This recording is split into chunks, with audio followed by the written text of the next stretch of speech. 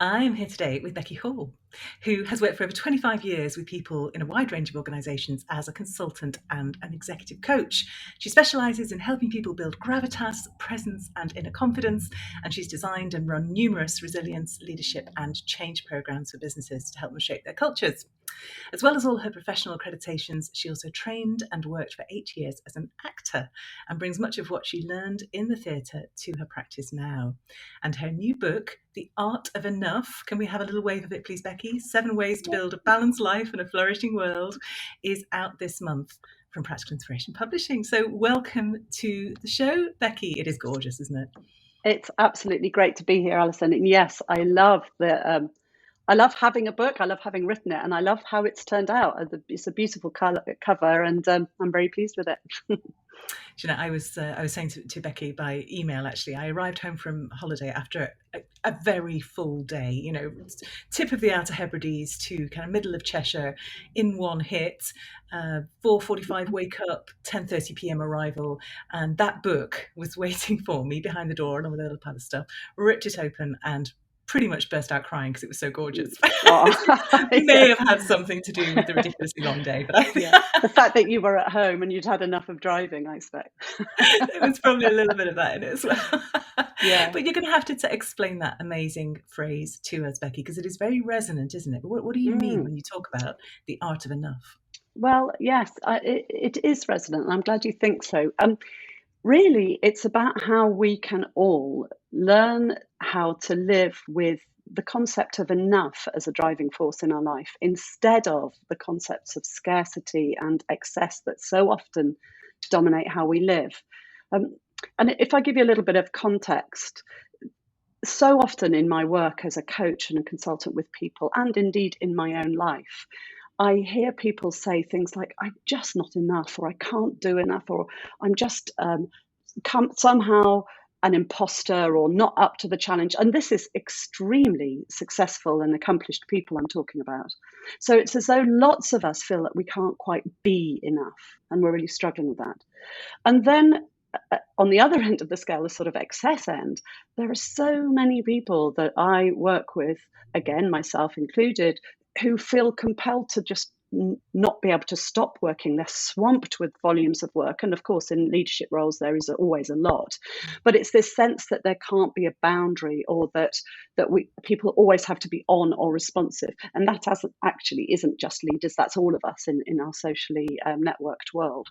And then we live in the context of catastrophic climate change. You know, the latest IPCC report on climate change is unequivocal in its call for us to learn to live within planetary boundaries. And it's as though we can't have enough. So this sort of not being able to be, do, and have enough really resonated for me. And the more I thought of it, the more I thought, well, the central theme in this is how we can live with enough and fall back in love with the idea of enough as a way of living, so that we stop striving and start thriving, and shift our focus that way.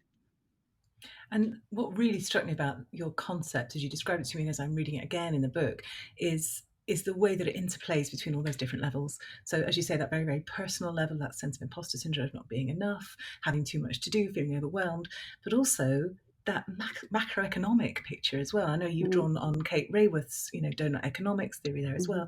But and what organisations? Let's talk about how this plays out in the workplace as well.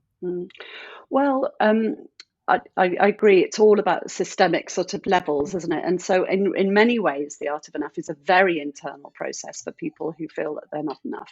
But then, of course, in the cultures of organizations, and I work with lots of organizations to help them with their resilience, people often say to me, well, it's all very well me taking half an hour off at lunchtime, but what about the culture of the organization? How do we manage that? So I think it's a challenge for organizations to really learn how to facilitate or create a culture whereby enough really does have an end point.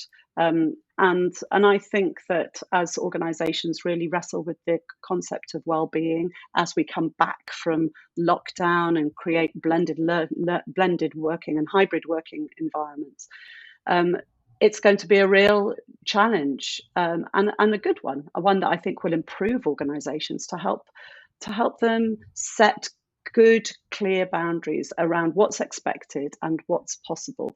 And I think in the organizational sense, it's often allowing people to stop and allowing people to recharge their batteries and creating really good boundaries around that. And then, of course, organizations, as all of us, have a contribution to make to the climate. And I think that increasingly, certainly in the coaching world, there's a real sense that um, in leadership, we all need to think about this stuff. It's not going away, and it's not something that's out there or in our sort of personal lives as opposed to our working lives. Even if we don't work directly within anything to do with the climate, we all live on the planet, and we all need to work out how we negotiate that too. And the mindset change around that organisationally. I mean, it's hard enough individually, isn't it? You know, we've lived for so long with that sense of wanting to be more, to sort of, you know, to shine. But organisations have been hardwired into their DNA is that idea of growth.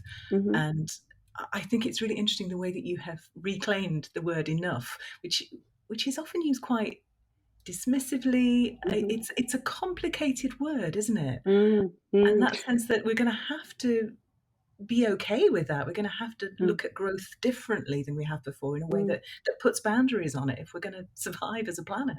Yeah, I agree. And I really wrestled with even using the word enough, and there was a whole debate about it.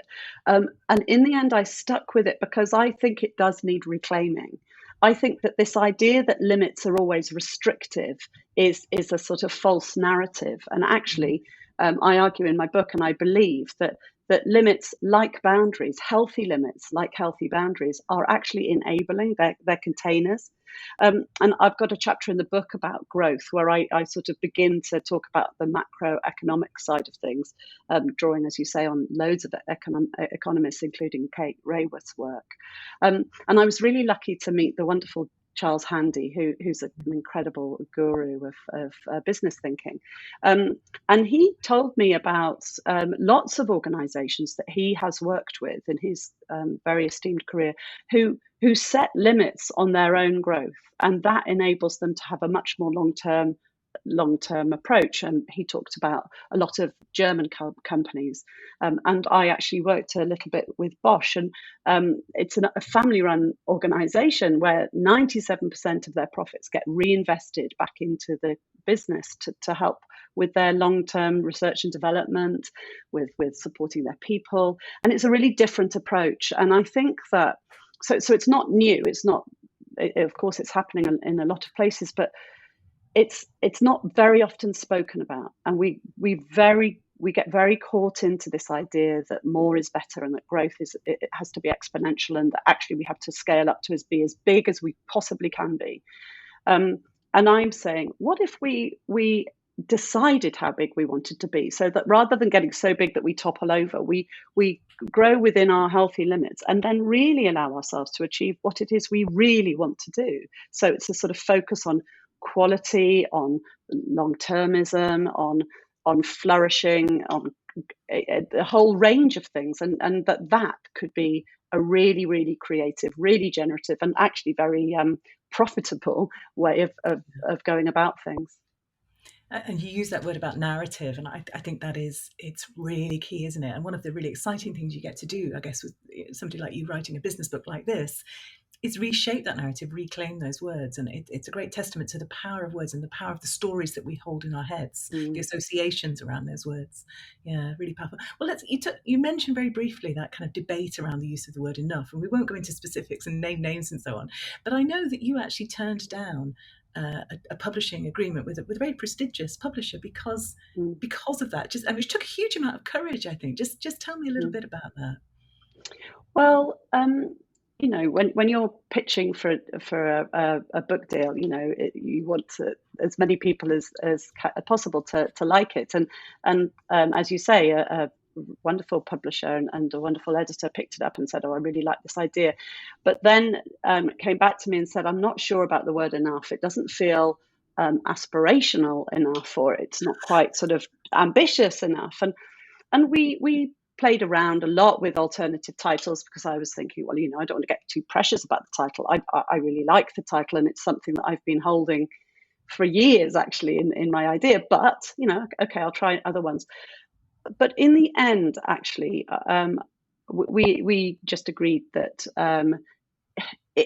my thought was, if she doesn't like the title, she won't really like the book. And I think in that sense, you, as a writer, sometimes you have to say, look, this is what I want to say, and I can't change it so much that the publisher will publish it, because if I'm publishing what I don't want to say, then what's the point? And it felt quite, in the end, it felt quite essential. And I think I'm glad I did. I'm very glad I'm publishing it with Practical Inspiration, because I'm glad I'm publishing it with a publisher that gets it and wants to publish the work. And I think that is always something that you have to think about when you're writing something: is why am I saying it, and what is it that I'm really trying to say? What's most important? Yeah. Oh, we're glad you're publishing with us too. So, happy ending that I used. Yeah. Isn't it? And how ironic, isn't it, that the word enough wasn't enough? Yes, I know. I mean, in the end, better. I tried everything. I mean, it just wasn't for them, and that's fine. That they're wonderful people and good publishers. It just wasn't within their portfolio. But I think that I mean, it's what lots of people ask me. It's like, well, hang on, what about growth? Does that mean we're not allowed to grow anymore? Does that mean we're not allowed to be ambitious? And what I would say to that is, no, it's not saying that. In fact, the opposite is the case. That what I'm saying is that when we can focus on the present moment, on who we are, on what we want to say, on what we want to do as individuals, leaders, business people, human beings making our way, then we stop wasting our time on not being enough, or feeling competitive or compelled or inadequate to the task, and all of that stuff, which takes huge resource and energy. And we can start focusing on what's in front of us and what we really want to do. So it's actually a sort of realignment to purpose, to values, to a sense of self, to a sense of what we want to achieve in the world, and that is what I'm calling enough. That's within the sort of healthy limits, bounded, well crafted, well thought through. So it's the opposite of unambitious. I would say it's sort of the prerequisite for achieving ambition, actually, is what I'm really arguing. And it is an art, isn't it? You make that very clear in the book. And I'm looking at the illustration behind you, Daisy's beautiful illustration of that. You've got, scarcity on the one hand and excess on the other. And it's quite a fine point that you're balancing on there. Yeah. And it's going to be different for everybody. And I thought it was interesting that you chose to call it an art. Yes. That's very absolutely right, because it is different for everyone, and it is a balance point. It's really a dynamic fine. process. Nothing's ever still in these things. So actually, this stuff takes constant attention. It takes constant work, and I like both the image of a sort of scale, because I think balance, we talk about balance a lot, and actually balance takes quite a lot. I mean, if you try standing on your one leg, you have to constantly adjust. And what's true for me isn't true for everyone else. And I've worked with hundreds of people, and everyone's different. Of course we are. We all have to find our own point. So it is art. And I also like the idea that it's creative, that it enables flourishing in that creative way. So that's the idea of the art. And let's talk about the writing, Becky. How did you find the writing? What surprised you about that process? Well, having had the idea of the book for 7 years, I think I told you that, it was the biggest surprise about the writing that in the initial stages was that I was actually doing it as opposed to talking about it. So there was something about that. But what surprised me about the writing was how once I had a structure, and once I had begun to really clarify what I wanted to say, how lovely it was, how genuinely enjoyable it was to find a way of expressing what I wanted to say. And also that talking about writing a book is very different from writing it, because the depth that you have to go into when you're writing, and the sort of constant honing of your ideas and your thinking is really, really fun. I mean, it's really generative and good. I mean, there are hard yards too, but actually getting it down and then crafting it and then honing it, I just found it a really enjoyable process, actually. And I've written stuff before, but never something that's required quite as much as a book. You know, there's 5,000 words and there's 55,000 words. Let's go back to that point where you transition from talking about writing the book to writing the book, because I think that's so. I mean, when you've been talking about it for so long, and it has all the charm of abstractness and the beauty of the idea. What happens? What shifts? What enables you to shift into the actual writing? And can you remember that moment of actually starting? Was there some resistance there? Was there, well, a little bit of resistance, a little bit of, oh gosh, really, now I'm doing it. Actually, what the biggest help, apart from your wonderful 10-day book proposal challenge, which I genuinely really helped because it makes it very concrete. So I think the big shift for me is exactly as you just said, actually, moving from abstraction to concrete. So post-it notes were a huge help. I had them all over my wall. I had post-it notes for absolutely every chapter. And every time I thought of something else I wanted to put into the book, I'd write it on a post-it note and then work out where it went. So that was a way of making it really concrete. And then when I booked out time to write each chapter, the first draft of each chapter, I would just get all of those post-it notes and then I would, put them in an order and then begin to work out what it was I wanted to say. And also the other thing is I love reading, because I've got loads of books behind me. And one thing I would get down all the books that I felt like would resource me for each chapter. I didn't end up referencing them all, but just, okay, how am I piecing this together? It's a bit like a sort of patchwork quilt. How am I piecing these ideas together, and what will resource me to do that? And then just sitting down and turning everything off and doing it. I love that idea of resourcing you, the getting the books down, and sometimes you don't even have to read them again, do you? You just because they're there. That's one of the great things about print books, is they just, when you see a book that you have read and loved and has given you something, it kind of anchors it all back again, doesn't it? Yeah, it really does. I'm a big fan of that. I mean, I listen to loads of books, but I nearly always buy them as well. And I know that might be counter to the art of enough, but I find some Well, I people think would the one argue that I've got enough exception, books. yeah, we can all agree that books are the one exception to you can never have too many books, right? Yeah, that's right. Yeah, and actually, to bring it back round to enough, actually, I talk a lot about what resources you, and I think that's important as long as you're really clear about things resourcing you. Yes, I think the My book habit physicality. is fine, right? Yeah, exactly. Yeah. You're fine, Alison. Don't worry about it. And what about the sort of the wider publishing piece? Because obviously writing the book, you sort of, you write at the end and you think you're done, but there's a huge amount after that, isn't there? So what about that sort of process, the sort of marketing? Because I know you've been doing talks Oh, already. golly. Yeah. I mean, the writing of the book's very different from showing it to the world. It's the scariest bit. For me, it's the sharing it with the world is both the exhilarating bit and the scary bit. It's the bit that makes my toes curl, because it's like, oh my gosh, now people will actually read this thing. What if they don't like it? What if they don't like it? What if what if a whole all those feelings and doubts and chimps and all of that stuff. But actually, of course, a bit like writing, as soon as you start socializing it, and as soon as you start giving talks or talking to people about it, it changes. And actually, the big shift for me was getting the actual book. So I'd been planning a sort of marketing campaign and how to get it out and everything, but I was at the same time getting really nervous and going, oh, why did I do this? And then the box of books arrived and I was like, oh my goodness, this is beautiful. I was so pleased with it, but also this isn't about me. This is about the reader. This actually doesn't even belong to me anymore. It's no longer mine. It's no longer my concept. It's no longer what's been in my head or with the team of people that have helped me write it. It's for everyone now, and it felt really as though the sort of movement was an outward movement. It was like, okay, well, off you go. And that really helped. I mean, it sounds quite sort of inner, but it was a real movement for me. Oh, that's really lovely.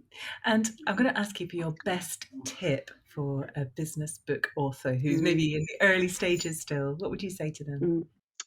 Do you know what really, really helped me? Apart from the obvious, plan it out, allow it to be granular enough so that you can write stuff. But the best thing for me was having a reader as I went. I chose one person who was extremely generous and wise with his time, and wise and generous with his time, I should say. And he read every chapter in the first iteration, and then we had a session, and he would say, "Well, this bit's not quite clear. How about that?" And there were two things about that made it really useful. One, how wonderful Michael is, and how the quality of his feedback, of course. But the other thing was that it stopped me being precious about my own ideas and started making me realize that this isn't about me writing. It's not about my ego. This isn't about me writing the best thing. I think an essential part of creativity is about what you cut. And actually, I cut as much as I've chosen. So I think it allowed me to stop being precious and start being a bit more sort of, okay, come on, get rid of that. That's indulgent. That doesn't work. How's it going to work? So having a buddy, really, for me, that made a massive difference. So I would really recommend that if you can find someone who's kind enough and good enough to give you that time. And was Michael's input also about the cutting process? Was he challenging you on stuff? Oh yeah. I mean, he was. Yeah. He would. What would happen would I'd send him a draft, and we would have usually a sort of 3-hour conversation, which was very wide ranging because he was really into the ideas in the book and what about this and what about that. And he would also give me some really specific feedback, saying, "I'm not sure this paragraph worked," or "Actually, I think maybe you need to turn this chapter on its head and start with this point." So we would have that sort of writing construct sort of conversation. And then other times, and then I would go back and go, "Okay, let's look at this afresh." And sometimes it was like cutting great swathes out. Sometimes it was turning on its head. So it was a rewrite. So that by the time I got to the beta version, which is when each chapter was on at least draft 3 or 4, and I'd got to a point where it was much more, much more honed. I think it helped. And it's almost like externalizing the process as well, isn't it? It's so hard to do that yourself because you get mired in uncertainty, and even just speaking it out loud helps. Yeah. I read a book by what was it, Martha Beck, The Way of Integrity, and it said in her acknowledgements that she had phoned a friend and read out each chapter as she was writing it to that person who was also another writer. And I loved that. I thought, well, great, that's the same thing. You have to somehow check that it works. You need someone to sort of almost represent the reader for you, so that what you're trying to communicate is landing in the way that you want it to land. So you're thinking about the reader rather than yourself, and that's I think part of the gift of what's being given, I think. Yeah, and there's a double benefit to that as well, which is that you catch all the oddities of your language. Because when you write, you write in a righty voice, don't you? But when you read it out loud, you realise actually no human being would ever say that sentence. No. I probably need to change it. Yeah, I think I'm about 1,000 words I cut were the word "that." I think I've overused it so much. I was like, yeah, you almost can't hear your own verbal tics, or your own not verbal tics, but your graphical tics, the things that you write that's down. it. Yeah. Exactly. How funny. And I'm going to ask you for a recommendation as well, Becky. And I'm really interested in this one because I know how many books you read as part of the research for Art of Enough. Partly because it's so wide ranging, it operates at all those levels. So the research comes from all over. But is there one that you'd particularly like to share with us as something that you feel is really valuable? Well, I knew you were going to ask this question, and it's so hard. I mean, I really was. It's so hard. Which is your favourite child? Yeah. Yeah, exactly. There are so many good books, but because you asked for a business book, it's not really business book, but these are the two. I couldn't, of course, do 2, and if you'd let me have 3, I'll have 3. I think 2 is enough, Becky. Yeah, exactly. Thank you. Gay Hendricks' book, The Big Leap, I think had a massive impact on me when I read it for the first time, nothing to do with this book. And although I only reference it once, I think it's got such profound advice, really, and especially his point about the upper limit problem. Funnily enough, he's talking about limits in a very different way from the way I do. He's saying that we put our limits on ourselves that sort of hold us back, that we self-sabotage just as we're about to do our best work. We self-sabotage. And I that resonates for me, and I think that as a coach and as a human, so I think that's really useful.